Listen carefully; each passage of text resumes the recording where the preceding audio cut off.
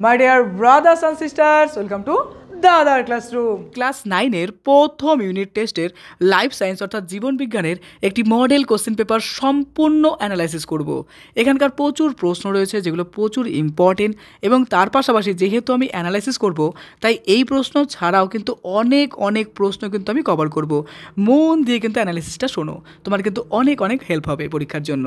দেখো, প্রথম ইউনিট টেস্টে ক্লাস 9-এ লাইফ সায়েন্সের নাম্বার থাকবে 40, সময় থাকবে 1.5 ঘন্টা। এবার শুরু করছি 1 নম্বর প্রশ্ন। দেখো বলেছে সঠিক উত্তর নির্বাচন করো। 5টি প্রশ্ন। 5 নম্বর, 1 নম্বর, জীববিদ্যার মাছ সংক্রান্ত শাখাকে কী বলা হয়? দেখো এখানে অপশন আছে এপিকালচার, তারপর আছে সেরিকালচার, পিসিকালচার, এগ্রিকালচার।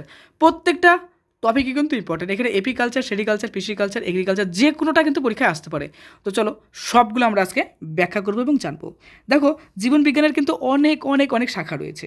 এক একটা শাখার কিন্তু এক একটা নাম রয়েছে। মাছ চাষ এবং মাছ সংক্রান্ত বিদ্যাকে বলা হয় কী বলো তো? পিসিকালচার। বুঝতে পারছো তো? তার মানে এটার উত্তর কী হবে? দেখো, পিসিকালচার হবে। এবার গল্পটা হচ্ছে এই যে এপিকালচার, এগুলো কি? দেখো, এপিকালচার হলো মৌমাছি প্রতিপালন করা। আর সেরিকালচার বলতে বোঝায় রেশম চাষ করা। আর এগ্রিকালচার হচ্ছে কৃষিবিদ্যা। চলো কুইক রিভিশন এখনই করে নেই। তাহলে এপিকালচার মানে হচ্ছে মৌমাছি পালন, সেরিকালচার মানে হচ্ছে রেশম চাষ, এগ্রিকালচার মানে কৃষিবিদ্যা, আর পিসিকালচার বলতে কী বোঝাচ্ছে? মাছ সংক্রান্ত বিদ্যা। মনে রাখবে, পিসি মাছ খেতে ভালোবাসে, অর্থাৎ পিসিকালচার, পিসি মাছ খেতে ভালোবাসে। পিসি মাছ, পিসিকালচার। Concept clear? এভাবে অনেক ট্রিক্স কিন্তু আমরা দেবো। তবে দেখো 2 নম্বর, কোন ভিটামিনের অভাবে রিকেট রোগ হয়? যেহেতু অ্যানালাইসিস করব তাই মন শান্ত করে বসো এবং প্রত্যেকটা কথা মন দিয়ে শোনো। দেখো অনেক উপকারে লাগবে তোমার। কোন ভিটামিনের অভাবে রিকেট রোগ হয়? দেখো, ভিটামিন ডি এর অভাবে কিন্তু রিকেট রোগ হয়। এবার আমরা ডিটেলস জানবো যে এই বিষয়টা কী। দেখো, আমাদের শরীরে সাধারণত ভিটামিন ডি এর অভাবে আমাদের শরীরে যে ক্যালসিয়াম থাকে, তারপরে ফসফেট যে থাকে, দেখো ক্যালসিয়াম, ফসফেট এগুলো কিন্তু মৌল পদার্থ, তোমাদের কিন্তু বইতে রয়েছে ধাতব মৌল। এগুলো কি? দেখো সাধারণত ভিটামিন ডি এর অভাবে আমাদের শরীরের ক্যালসিয়াম এবং ফসফেটের যে শোষণ আছে সে শোষণ বাড়াতে সাহায্য করে। তাহলে ভিটামিন ডি মেনলি কাজ করছে কি? ক্যালসিয়াম এবং ফসফেটের শোষণ বাড়াতে সাহায্য করছে, যা হাড়ের স্বাস্থ্য বজায় রাখার জন্য অত্যন্ত জরুরি কিন্তু একটা পর্যায়ে, অর্থাৎ হাড়টি কিন্তু ভালো থাকে, যেটা হাড়টি বলি বা হাড় বলি। ভিটামিন ডি এর অভাবে শিশুদের কী হয়? রিকেট হয়।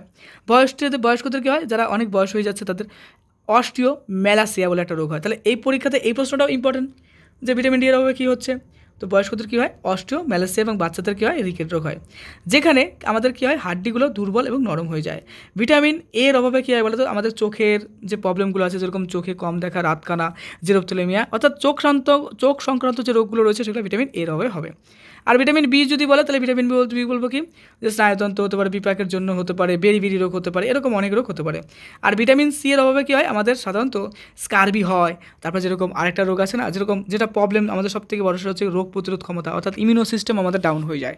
তাহলে প্রত্যেকটা ভিটামিন আমরা জেনে গেলাম।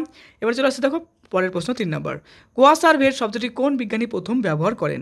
উত্তর হবে দেখো বিজ্ঞানী ওপারিন। Concept clear? দেখো কনসেপ্ট বুঝবো আমরা যে বিজ্ঞানী আলেকজান্ডার, পুরো নাম কিন্তু আলেকজান্ডার ওপারিন বলা হয়, আমরা সংক্ষেপে অপারিন বলি তাই। বিজ্ঞানী আলেকজান্ডার ওপারিন প্রথম কোয়াসারভেট শব্দটি ব্যবহার করেন। যা কোয়াসারভেট হলো, দেখো কোয়াসারভেট অ্যাকচুয়ালি কি? কোলয়েডাল দ্রবণ বলা হয় থেকে স্বতঃস্ফূর্তভাবে গঠিত মাইক্রোস্কোপিক গোলাকার কাঠামো, এটা কিন্তু গোলাকার হয়, যা প্রোটিন এবং অন্যান্য জৈব অণু ধারণ করে। এবং ওপারিনের মতে আদিম পৃথিবীতে কোয়াসারভেটগুলি জীবনের উৎপত্তি, অর্থাৎ আমাদের যে জীবন বা লাইফ তৈরি হচ্ছে সেই লাইফ অর্থাৎ যেরকম ধরো আমি বলতে পারি যে রাইবোনিউক্লিক অ্যাসিড, এই যে পার্টগুলো আছে অ্যামিনো নিউক্লিক অ্যাসিড, যেটা জীবনের মেন সম্পদ, ডিএনএ, আরএনএ। তো বলছে কি যে কোয়াসারভেটগুলি জীবনের উৎপত্তির পূর্বের গুরুত্বপূর্ণ ভূমিকা কিন্তু পালন করেছিল। তারপরে বাকি যাত্রা শুরু হয়। নেক্সট 4 নম্বর, ট্যাক্সোনমির জনক বলা হয় হুইটেকার। দেখো এখানে বলছে হুইকার, লিনিয়াস, মেন্ডেল, নিউটন। অ্যাকচুয়ালি ট্যাক্সোনমির জনক বলা হয় লিনিয়াসকে, ক্যারোলাস লিনিয়াস, তাই তো? পুরো নাম কি? Carolus Linnaeus. ইনি তুমি বলতে পারো যে একজন সুইডিশ, মানে ওনার বাড়ি কিন্তু সুইডিশ ছিল, সুইডিশ উদ্ভিদ বিজ্ঞানী ছিলেন, অর্থাৎ উদ্ভিদের উপর রিসার্চ করতেন। তারপরে তিনি চিকিৎসক ছিলেন, প্রাণীবিজ্ঞানী ছিলেন। তখনকার দিনে অনেক ট্যালেন্টেড লোক ছিল, এখনও প্রচুর ট্যালেন্টেড লোক রয়েছে। দেখো তিনি দ্বিপদ নামকরণ, অর্থাৎ যেটাকে আমরা ইংলিশ বলি বাইনোমিয়াল নেমেনকালচার, তোমরা 11-12 যে সমস্ত দাদা দিদিরা পড়ছে, যারা নিট পড়ছে, তারা কিন্তু এগুলো খুব ভালো জানে। দেখবে দ্বিপদ নামকরণ অর্থাৎ বাইনোমিয়াল নেমেনকালচার পদ্ধতির প্রবর্তক ছিলেন, এবং জীবজগৎকে শ্রেণীবদ্ধ করার ক্ষেত্রে গুরুত্বপূর্ণ ভূমিকা কিন্তু তিনি পালন করেছিলেন। এই কারণে লিনিয়াসকে ট্যাক্সোনমির ফাদারও কিন্তু বলা হয়, অর্থাৎ ফাদার অফ ট্যাক্সোনমিও কিন্তু বলা হয়। জেরপ্থ্যালমিয়া হয় কোন ভিটামিনের অভাবে? একটু আগেই বললাম কোন ভিটামিনের মানে ভিটামিন এর অভাবে। দেখলে তো, একটু অ্যানালিসিস জানলে কিন্তু আমরা অনেক প্রশ্ন সলভ করতে পারি, তাই অবশ্যই অ্যানালিসিসটা মন দিয়ে কিন্তু দেখবে। ওকে, আচ্ছা, তাহলে জেরপ্থ্যালমিয়া কী হয়? একটা চোখ গঠিত রোগ, তাই তো, যেটা হচ্ছে ভিটামিন এর অভাবে হচ্ছে। আচ্ছা, জেরপ্থ্যালমিয়া সম্পর্কে একটু জানি। ধরো জেরপ্থ্যালমিয়া হলো চোখের একটি রোগ যা ভিটামিন এর অভাবে হয়। এর ফলে চোখের কনজাংটিভা এবং কর্নিয়া, দেখো কনজাংটিভা চোখের সামনের যে সাদা অংশ রয়েছে ক্লেরা, কনজাংটিভা, কর্নিয়া, এগুলো কি বলো তো মেনলি এই জেরপ্থ্যালমিয়ার ফলে আমাদের চোখের কনজাংটিভা এবং কর্নিয়া শুষ্ক হয়ে যায় এবং দৃষ্টিশক্তি কমে যেতে পারে, এমনকি ঠিকমতো ট্রিটমেন্ট না করলে কিন্তু অন্ধত্ব হতে পারে। তারপরে চলে আসছি নেক্সট প্রশ্ন 2 নম্বর। নিচের প্রশ্নগুলোর উত্তর দাও। বায়োনিক্স কী? দেখো বায়োনিক্স কী বলো তো? জীববিদ্যা এবং ইলেকট্রনিক্সের সমন্বয়ে গঠিত বিজ্ঞান। ক্লিয়ার তো? এটাতে মেনলি আলোচনা করা হয় কী বলো তো? বিজ্ঞান, প্রযুক্তি, বিভিন্ন বিষয়, তারপরে বিভিন্ন জীবের প্রাণীর গঠন, কার্যকারিতা, অভিযোজন প্রক্রিয়া। অভিযোজন ক্লাস 10-এ পড়বে। সেই জ্ঞানকে আমরা প্রযুক্তভাবে কীভাবে লাগাতে পারি, অর্থাৎ প্রকৃতি থেকে ধারণা নিয়ে মানুষের ব্যবহারের জন্য নতুন নতুন নকশা, প্রযুক্তি, এইগুলো বিষয়ে কিন্তু বায়োনিক্সে আলোচনা করা হয়। তাহলে বায়োনিক্স সম্পর্কে আজকে আমরা অনেক কিছু জানলাম। নেক্সট, জীববৈচিত্র্য সৃষ্টির একটি কারণ লেখো। দেখো, জীববৈচিত্র্য সৃষ্টির অন্যতম প্রধান কারণ কিন্তু আমরা বলতে পারি প্রকরণ বা মিউটেশন। আচ্ছা, মিউটেশন হলো কি বলো তো? জীবের জিনগত উপাদানের আকস্মিক একটা স্থায়ী পরিবর্তন, অর্থাৎ হঠাৎ করে একটা পরিবর্তন হয়ে যাচ্ছে। এই পরিবর্তনের ফলে কী হয় বলো তো? জীবের মধ্যে নতুন নতুন কিছু বৈশিষ্ট্য বা ভ্যারাইটি কিন্তু লক্ষ্য করা যায়, যা ধীরে ধীরে কী হয়, জমতে জমতে একটা নতুন প্রজাতির সৃষ্টি করে, তাই না? কেঁচো কোন পর্বের প্রাণী? তো কেঁচো হচ্ছে অ্যানেলিডা পর্বের প্রাণী। আচ্ছা, অ্যানেলিডা সম্পর্কে জেনে রাখি, কারণ 2 নম্বর প্রশ্নের সময় করে, তাই না? অনেক সময় হয় না, অ্যানেলিডার শনাক্তকারী বৈশিষ্ট্য লেখো, তো একটু জানি। অ্যানেলিডা পর্বের প্রাণীদের দেহ কী হয়? আংটির মতো ছোটো ছোটো খণ্ড, যেটাকে আমরা বলি মেটামিয়ার, মনে পড়ছে? এগুলো দ্বারা গঠিত হয়। তাছাড়া এতে শরীরে কী হয়? সিলম থাকে, সিলম বলে একটা অংশ রয়েছে। তারা মাছের গমনাঙ্গের নাম কি? তারা মাছের গমনাঙ্গের নাম হচ্ছে টিউপিড। আচ্ছা, তারা মাছ সম্পর্কে জেনে রাখি, কারণ এটা সম্পর্কেও যদি আসে। দেখো, নালীপথ হলো ছোটো ছোটো ফাঁপা টিউবের মতো গঠন, যা তারা মাছের প্রতিটি বাহুর নিচে সারিবদ্ধভাবে অবস্থিত। এর সাহায্যে তারা মাছ কী করে? চলাচল করে, শিকার ধরে, তারপরে কোনো বস্তুর সাথে নিজেদেরকে আটকে অর্থাৎ চিপকে রাখতে সাহায্য করে। হ্যাঁ, তোমরা ক্লাস 8-এ অনেকে আমার অ্যানালাইসিস শুনেছো, তো অনেকেই কিন্তু কমেন্ট করেছিল যে এই টাইপের ভিডিও কবে আসবে। তো এই কথা মাথায় রেখে একটা অ্যানালাইসিস ভিডিও দিলাম। তো কেমন লাগছে অ্যানালাইসিস? যদি ভালো লাগে তো নেক্সট ভিডিওগুলো এরকমই আসবে, আর যদি বলো যে না খুব তাড়াতাড়ি সলভ করতে হবে, তাহলে খুব তাড়াতাড়ি ভিডিও সলভ করে নেবো। ওকে, অ্যানালাইসিস ভালো লাগলে অবশ্যই কমেন্টে করবে দাদা মোর লিখবে, MORE মোর। ওকে, অর্থাৎ আরও ভিডিও এরকম চাই বা অ্যানালাইসিস ভিডিও দাও, এই টাইপের কমেন্ট করবে, তাহলে আমি নেক্সটে অ্যানালাইসিস ভিডিও দেবো। তাহলে কমেন্ট করবে কিন্তু, হ্যাঁ, যদি ভালো লাগে অ্যানালাইসিস, এই টাইপের ভিডিও যদি তোমার ভালো লাগে। নেক্সট, কাকে কোষের শক্তিঘর বলা হয়? তো আমরা জানি যে কোষের শক্তিঘর বলা হয় মাইটোকন্ড্রিয়াকে। কেন? মাইটোকন্ড্রিয়া কী বলো তো? শোষণ প্রক্রিয়া। তোমরা 3 নম্বর চ্যাপ্টারে পড়বে শোষণ, সবাদ শোষণ, আবার শোষণ, কোল সন্ধান, এই টপিক সেগুলো পড়বো আমরা তখন। দেখো, মাইটোকন্ড্রিয়া শোষণ প্রক্রিয়ার মাধ্যমে কী করে? খাদ্যবস্তু যেটা আছে সেটাকে জারিত করে এবং এটিপি উৎপন্ন করে। এটিপি বলতে অ্যাডিনোসিন ট্রাইফসফেট, একটা আছে এডিবি বলতে অ্যাডিনোসিন ডি বলতে ডাইফসফেট, টি বলতে ট্রাইফসফেট। Concept clear? তো উৎপন্ন করছে, অ্যাডিনোসিন ট্রাইফসফেট উৎপন্ন করছে, যা কোষের বিভিন্ন জৈবিক কার্যাবলী সম্পাদনের জন্য প্রয়োজনীয় যে শক্তি রয়েছে সেটা কিন্তু সরবরাহ করে। এই কারণেই মাইটোকন্ড্রিয়াকে কোষের শক্তিঘর বলা হয়। তাহলে আমাদের ডিটেলস জানা হয়ে গেল। যদি মাইটোকন্ড্রিয়া সম্পর্কে 2 নম্বরের প্রশ্ন হয় যে কেন শক্তিঘর বলা হয়, সেটাও লিখতে পারবো। এটাই কিন্তু আমাদের অ্যানালাইসিসের উপকার। নেক্সট, মূল এবং কাণ্ডের অগ্রভাগে কোন কলা দেখা যায়? তো লিখবো ভাজক কলা দেখা যায়। আচ্ছা, ভাজক কলা কি, তাই না? বলছি দেখো, ভাজক কলা যদি বলি যে একটা ভাজক কলা বলতে সাধারণত কী বলতো? একটা নতুন টাইপের, অর্থাৎ নতুন কোষ দিয়ে তৈরি করা কলা। এখানে ভাজক কলার ক্ষেত্রে বৈশিষ্ট্য পরীক্ষায় আসে, তাহলে বলবো যে নতুন কোষ দ্বারা গঠিত কলা ভাজক কলা। আর ভাজক কলার যে দ্বারা গঠিত কী হয়? যে কোনো উদ্ভিদের সাধারণত শাখা প্রশাখা যদি বলি, যেরকম ধরো পাতা হতে পারে, এর অগ্রভাগে অবস্থিত। দেখবা যে পাতার অগ্রভাগে দেখবা টাচ করলে একটু ট্যাড়া ব্যাকা করলে কিন্তু ভেঙে যায়, এটাই কিন্তু ভাজক কলার ক্ষেত্রে বৈশিষ্ট্য। আর তারপরে বলবো যে ভাজক কলার কোষগুলো খুব ঘনস্বর্ণ বিশিষ্ট থাকে। এই দেখো বৈশিষ্ট্যগুলো আমাদের জানা হয়ে গেল। তো ইম্পর্টেন্ট অ্যানালাইসিস। তারপরে দেখো, আরএনএর পুরো নাম কি? আরএনএর পুরো নাম কি বলো তো? Ribonucleic acid. আচ্ছা, আরেকটা জিনিস রয়েছে ডিএনএর পুরো নাম কি? Deoxyribonucleic acid. তো আরএনএ বলতে কি এটি হচ্ছে কি একটা নিউক্লিক অ্যাসিডের একটি প্রকার, বা আমরা যা বলতে পারি মানে one types of nucleic acid. তো যাকে করছে সাধারণত প্রোটিন সংশ্লেষে গুরুত্বপূর্ণ ভূমিকা পালন করে। ওকে, অ্যান্সারটা তো বেরিয়ে করা হয়নি, যাই হোক হয়ে গেল। তারপর দেখো, সবচেয়ে মিষ্টি শর্করা কোনটি? দেখো, সবচেয়ে মিষ্টি শর্করা কিন্তু ফ্রুক্টোজ, মেনলি যেটা ফলের মধ্যে থাকে। এটা তুমি বলতে পারো যে না, যে স্যাকারাইড, যেটা বলি মনোস্যাকারাইড, পলিস্যাকারাইড, মনোস্যাকারাইড। তবে এটি কিন্তু এক রকমের মনোস্যাকারাইড, যা ফল বলো বা এই যে যদি বলি যে প্রকৃতিতে মধু আছে না, মধু যে পাচ্ছি মৌমাছির দ্বারা, সেটার মধ্যে পাওয়া যাচ্ছে। এটারও অ্যান্সার দেখা হয়নি, তো দেখে নাও অ্যান্সার এটাই আছে। সবচেয়ে বড় লসিকা গ্রন্থির নাম কি? আচ্ছা, এটা সম্পর্কে আমরা একটু জানি নেই। দেখো, আমরা যদি বলি যে সবচেয়ে বড় লসিকা গ্রন্থির নাম কিন্তু প্লীহা। আচ্ছা, প্লীহা কি? প্লীহা আমাদের শরীরের রোগ প্রতিরোধে, আচ্ছা লোহিত রক্তকণিকা তৈরির ক্ষেত্রে বা নতুন রক্তকণিকা তৈরিতে কিন্তু এই প্লীহা কিন্তু কাজ করছে। তাছাড়া লসিকা সঞ্চালনে গুরুত্বপূর্ণ ভূমিকা পালন করছে। অর্থাৎ লসিকার সংক্রান্ত বিষয়গুলো কিন্তু এই দেখছে এই লসিকা, প্লীহাটা। নেক্সট দেখো ডিকটিওজম কি? দেখো, ডিকটিওজম বলতে সাধারণত উদ্ভিদ কোষে উপস্থিত গলগি বস্তুকেই আমরা বলতে পারি ডিকটিওজম। আচ্ছা, এক্ষেত্রে গলগি বস্তু বা ডিকটিওজম হলো, আচ্ছা এটা কী হয় বলো তো, এটা ঝিল্লিযুক্ত হয়। কেমন হয়? ঝিল্লিযুক্ত হয়। মনে রাখবা, ঝিল্লিযুক্ত থলির মতো অঙ্গাণু। তাহলে ঝিল্লিযুক্ত থলির মতো অঙ্গাণু, এটা হচ্ছে ডিকটিওজম দেখতে হয়। আচ্ছা, এর কাজ কি? কাজটা জানতে হবে। বলতে পারি যে প্রোটিন, লিপিড ইত্যাদি প্রক্রিয়াকরণ, তারপরে বলতে পারি পরিবহন এবং এগুলো নিঃসরণে কিন্তু সাহায্য করছে। নেক্সট 3 প্রশ্ন, 5টি প্রশ্ন, 5 নাম্বার। সবচেয়ে কঠিন যোগকলা হলো ড্যাশ। তো কঠিন যোগকলা বলতে আমরা যেটাকে হাড্ডি বলি না, হাড়, অর্থাৎ অস্থি, যেটাকে ইংলিশে বলে বোন, সেটা হচ্ছে এটা। আচ্ছা, অস্থির মধ্যে কেন এরকম হয়? অস্থির মধ্যে ক্যালসিয়াম ফসফেট থাকে, কোলাজেন তন্তুর সমন্বয়ে গঠিত হয় এবং একটি কঠিন যোগকলা যা হচ্ছে আমাদের দেহের বলতে পারি যে ধাঁচা বা কাঠামো বা স্ট্রাকচারে তৈরি করতে সাহায্য করে। আর অবভিয়াসলি তুমি বলতে পারো যে আমাদের অভ্যন্তরীণ গঠন রক্ষা, সেটা তো আছেই। বাঘের বিজ্ঞানসম্মত নাম হচ্ছে প্যান্থেরা টাইগ্রিস। এটা কী বলতো, দ্বিপদ নামকরণ অনুসারে করা হয়েছে। তার মানে প্রতিটি জীবের 2টি অংশ রয়েছে, একটা বিজ্ঞানসম্মত নাম তৈরি করতে গেলে পারে। প্রথম অংশটি হচ্ছে গণ। আচ্ছা দেখো, 11-12 যদি তুমি সায়েন্স নিয়ে পড়ো, বায়োলজি পড়তে হবে। বায়োলজি বলতে জীববিদ্যা পড়তে হবে। এই যে লাইফ সায়েন্স বলতেছ, এটাকে বলা হয় জীববিদ্যা। তো এটাকেই উঁচু ক্লাসে বলা হয় কি বলো তো, বায়োলজি। বায়োলজির আবার পার্ট রয়েছে, জুলজি, বোটানি রয়েছে। তো সেখানে গেলে পড়তেই হবে। চলো আমি একটু হালকা হালকা আন্দাজ দিয়ে দিই, তাহলে 12-এ তোমার পড়তে বা 11-এ পড়তে তোমার ভালো লাগবে। তো প্রথম অংশটি কী হয় বলো তো, গণ হয় এবং দ্বিতীয় অংশটি হয় প্রজাতি, অর্থাৎ স্পিসিস। অর্থাৎ একটা হয় জেনাস, একটা হয় স্পিসিস। ওকে, নেক্সট আছে দেখো ভিটামিন কে এর রাসায়নিক নাম কি? তো ভিটামিন কে এর রাসায়নিক হচ্ছে ফাইলোকুইনন। আচ্ছা, ভিটামিন কে এর কাজ কি? ভিটামিন কে এর কাজ হচ্ছে সাধারণত রক্ত জমাট বাঁধতে কিন্তু সাহায্য করছে এবং এর সাথে সাথে কিন্তু আর একটা আয়ন কাজ করে, সেটা হচ্ছে ক্যালসিয়াম আয়ন। এক্সট্রা জানবো, কারণ অ্যানালাইসিস শুরু করছি, তাই না? অ্যানালাইসিস শুরু করলে যা আছে একদম বিন্দাস অ্যানালাইসিস করে বেরিয়ে যাবো। এটিপির পুরো নাম কি? অ্যাডিনোসিন ট্রাইফসফেট, একটু আগে বললাম। তো এটি কোষের প্রধান শক্তি সরবরাহকারী অণু বলতে পারি। নেক্সট বলছে কাকে কোষের মস্তিষ্ক বলা হয়? কোষের দিমাগ বা মস্তিষ্ক। নিউক্লিয়াসকে বলা হয়, নিউক্লিয়াসের কয়টি অংশ হয়? 4টি অংশ হয়। মনে পড়ছে? নিউক্লিয় পর্দা, নিউক্লিয় জালিকা, নিউক্লিয় রস, তারপর নিউক্লিয় ওলাস, এগুলো হয়, তাই না? আর নিউক্লিয় জালিকা কিন্তু গুরুত্বপূর্ণ পয়েন্ট, এটাকে এখান থেকে কিন্তু ক্রোমাটিন, সূত্র, ডিএনএ যা বলো এখান থেকে কিন্তু তৈরি হচ্ছে, তাই না? তো নিউক্লিয়াস কোষের প্রায় সকল কার্যাবলী, যত রকমের কাজ আছে সব কিন্তু নিয়ন্ত্রণ করে। এর মধ্যে জীবের বংশগতির যে উপাদান, যেটা ডিএনএ বলি, অর্থাৎ ডিঅক্সিরিবোনিউক্লিক অ্যাসিড, এটাও কিন্তু আলটিমেটলি এরই ফল আমরা কিন্তু বলতে পারি। এরপর দেখো, যে কোনো 2টি প্রশ্নের উত্তর দাও, 2 × 4 নাম্বার। অ্যানেলিডা পর্বের প্রাণীদের 2টি শনাক্তকারী বৈশিষ্ট্য লেখো।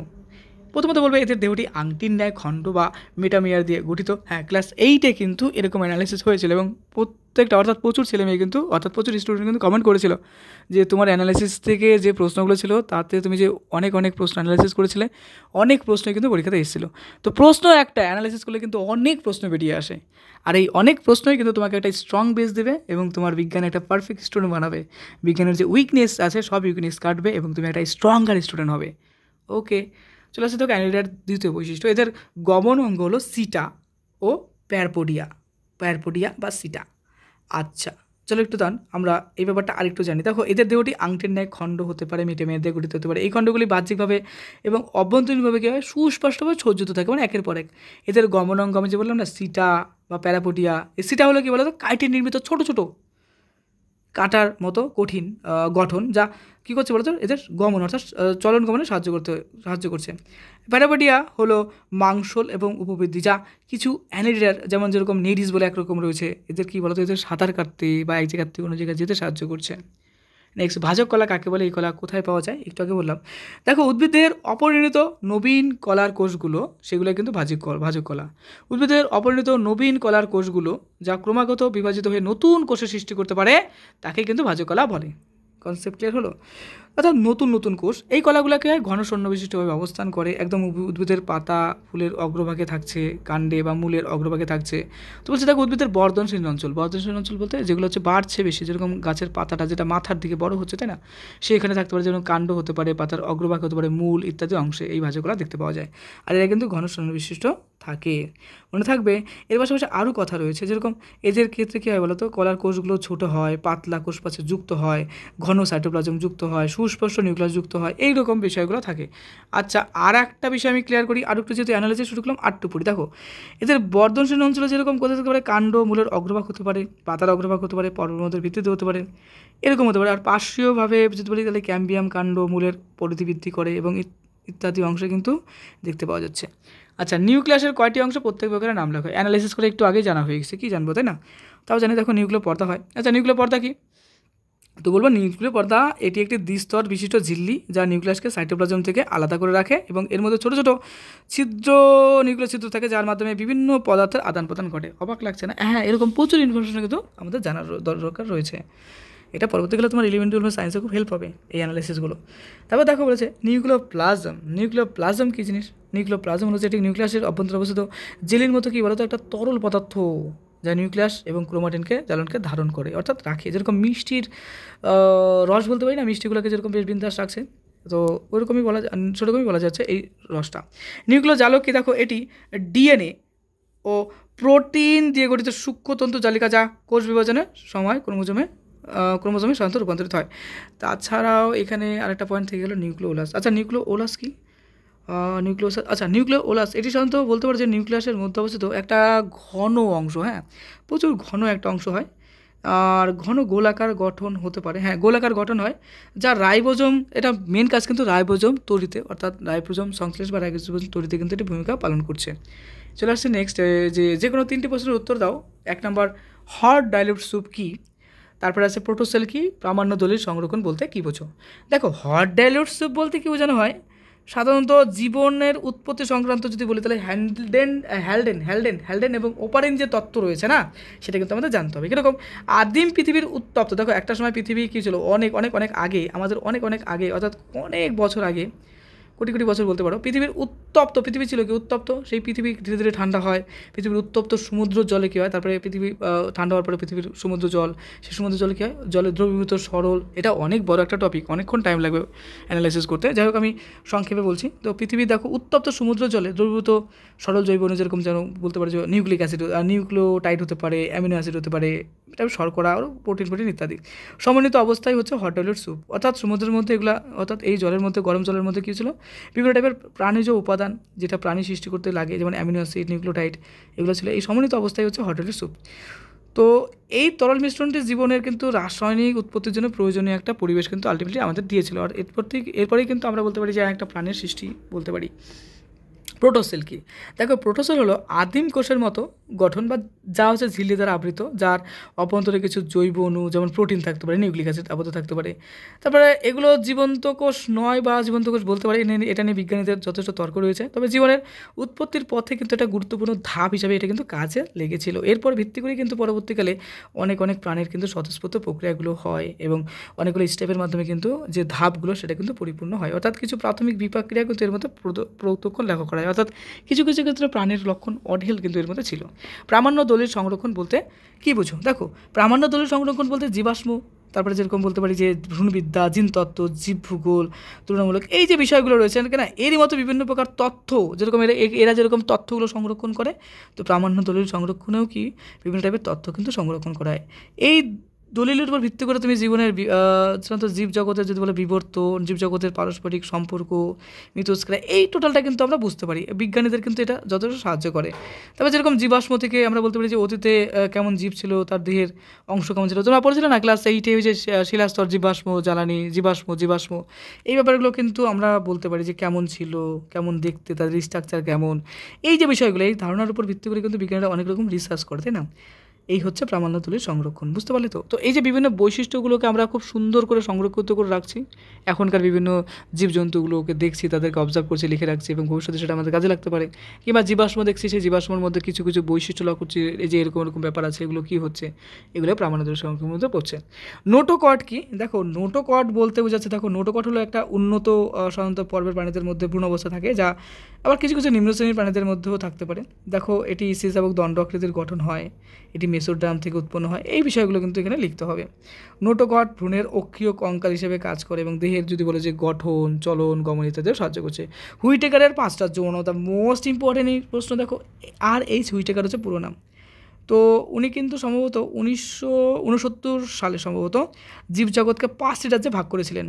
ক্লাস 11-এর তুমি পাবা লিভিং ওয়ার্ল্ড, এগুলো কিন্তু ডিটেলস পাবা। আচ্ছা, এই শ্রেণীবিন্যাসটি কোষের গঠন যেরকম প্রোক্যারিওটিক কোষ, ইউক্যারিওটিক কোষে আদি কোষ আর আদর্শ কোষ হোক, যাই হোক না কেন, সবার ক্ষেত্রেই দেহের যেরকম সংগঠন বলতে পারি এককোষী, তারপরে যেরকম বলছে যে বহুকোষী, তারপর পুষ্টি পদ্ধতি, স্বভোজী পরভোজী, ফাইলোজেন সম্পর্ক, এই বিষয়গুলো কিন্তু এখানে ক্লাসিফিকেশন করা হয়। এবার কথা হচ্ছে এই 5 রাজ্যের নামগুলো কী কী সেটা তো আমাদের জানতে হবে। যেরকম মনেরা হতে পারে, তারপরে প্রতিষ্ঠা হতে পারে, তারপরে যেরকম ফানজি হতে পারে, তারপরে যেরকম প্ল্যান্টি হতে পারে, অ্যানিমেলিয়া হতে পারে। আচ্ছা, প্রত্যেকটার একটা করে নাম দিয়ে দিই, তাহলে মনে থাকবে। প্রতিষ্ঠা কি? সেটা স্বভোজী পরভোজী হতে পারে, যেরকম অ্যামিবা, প্যারামেসিয়াম, ইউগ্লিনিয়া, ডায়াটম ইত্যাদি হতে পারে। আর ফাঙ্গির মধ্যে যেরকম আসতে পারে কি মাশরুম হতে পারে, মোস্ট হতে পারে, তারপরে কী বলে ইস্ট হতে পারে। প্ল্যান্টের মধ্যে কীরকম, যেরকম বিভিন্ন টাইপের গাছ বলতে পারে, যেরকম গুরুত্বজীবী, ব্যক্তিজীবী, সেরকম মশ, ফান ইত্যাদি টাইপের গাছ। অ্যানিমেলিয়ার মধ্যে কীরকম, যেরকম বিভিন্ন টাইপের যেরকম পাখি হতে পারে, সরীসৃপ হতে পারে, স্তন্যপায়ী প্রাণী, এছাড়া এর মধ্যে পড়ছে। Concept clear? নেক্সট আছে দেখো ভিটামিন সি এবং ই এর দুটি করে কাজ লেখো। মাইক্রো এলিমেন্ট বলতে কী বোঝো? ভিটামিন সি এর কাজ বলতে দেখো এটি প্রথমত আমাদের যদি বলি যে আমাদের এটির সাথে প্রোটিন তৈরিতে কাজ করছে, যা আমাদের ত্বক, হাড়, দাঁত ইত্যাদি রক্তনালীকে সুস্থ রাখছে। তাছাড়াও বলতে পারি যে এটি শক্তিশালী অ্যান্টি অক্সিডেন্ট, যা কোষকে ফ্রি র্যাডিক্যালের ক্ষতিকারক প্রভাব থেকে রক্ষা করে। তারপর বিভিন্ন টাইপের রোগ প্রতিরোধে সাহায্য করছে, তারপরে স্কারবি রোগ প্রতিরোধ করছে। এই তো হলো ভিটামিন সি এর কাজ। আর ভিটামিন এর বলবো যে এটিও কিন্তু রোগ প্রতিরোধে সাহায্য করছে, অর্থাৎ উপকার করছে। তারপরে এটি আলটিমেটলি বলতে পারি অ্যান্টি অক্সিডেন্ট, যা কোষের ঝিল্লি বা অ্যাক্টিভেট ক্ষতি থেকে রক্ষা করা, এই সমস্ত কাজগুলো সাহায্য করছে। ওকে, এইবার তারপরে বন্ধ্যাত্ব প্রতিরোধ করছে, এই বিষয়গুলো কিন্তু করছে, তাই না? তারপর নেক্সট হলো আসছে জাইলেম। আচ্ছা, এখানে আরেকটা প্রশ্ন আছে, মাইক্রো এলিমেন্ট বলতে কী বোঝো? দু রকম এলিমেন্ট, একটা মাইক্রো, একটা হচ্ছে ম্যাক্রো। মাইক্রো এলিমেন্ট বলতে দেখো মাইক্রো এলিমেন্ট হলো সেই সমস্ত এলিমেন্ট যেগুলো কি অত্যাবশ্যকীয় পুষ্টি উপাদান, যা জীবদের স্বাভাবিক বৃদ্ধি, তারপর বিপাক ক্রিয়ার মানে খুব মাইক্রো তো খুব সামান্য পরিমাণে প্রয়োজন হয়।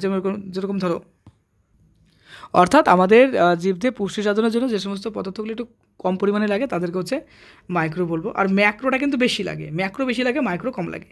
আচ্ছা, মাইক্রোর মধ্যে উদাহরণ হিসেবে আমরা বলতে পারি যেরকম বিভিন্ন টাইপের, যেরকম কোবাল্ট হতে পারে, তারপরে তামা, ম্যাঙ্গানিজ ইত্যাদি পদার্থগুলো হতে পারে। আচ্ছা, তারপর প্রশ্ন, জাইলেমকে কেন মৃত কলা বলা হয়? স্থায়ী কলা কাকে বলে? অবস্থান লিখো। দেখো জাইলেমকে মৃত বলার কারণ হচ্ছে জাইলেম কলা হচ্ছে প্রধানত 4টি উপাদান নিয়ে গঠিত হয়, যেরকম ট্র্যাকির হতে পারে, ভেসেল হতে পারে, জাইলেম হতে পারে, প্যারেনকাইম হতে পারে, তারপরে জাইলেম তন্তু হতে পারে। দেখো এর মধ্যে ট্র্যাকির এবং ভেসেল হলো প্রধান জল পরিবহনকারী উপাদান। তো দুটি উপাদানই পরিণত অবস্থায় মৃত থাকে, কোষ থাকে, অর্থাৎ জাইলেমের যে গঠনগত উপাদান ম্যাক্সিমাম উপাদানগুলি মৃত, তার জন্য মৃত কোষ বলা যায়। এদের কোষপ্রাচীর লিগনিন নামক শক্ত উপাদান দ্বারা পুরু এবং এদের অভ্যন্তরে কোনো প্রোটোপ্লাজম থাকে না। তো শুধুমাত্র জাইলেম প্যারেনকাইমা হলো জীবিত কোষ, যা খাদ্য সঞ্চয় বলো, পার্শ্বীয় জল, তারপর যেরকম জল পরিবহন বলে ইত্যাদি কাজগুলোকে সাহায্য করছে, যেরকম মাটির থেকে সংরক্ষিত জল, খনিজ লবণ ইত্যাদিকে কাণ্ডের অর্থাৎ পাতাতে নিয়ে যেতে সাহায্য করছে। এই বিষয়গুলো কিন্তু এখানে বলছে। তো যেহেতু ম্যাক্সিমাম উপাদানগুলি মৃত, তার জন্য একে বলা হয় জাইলেমকে মৃত কলা বলা হয়।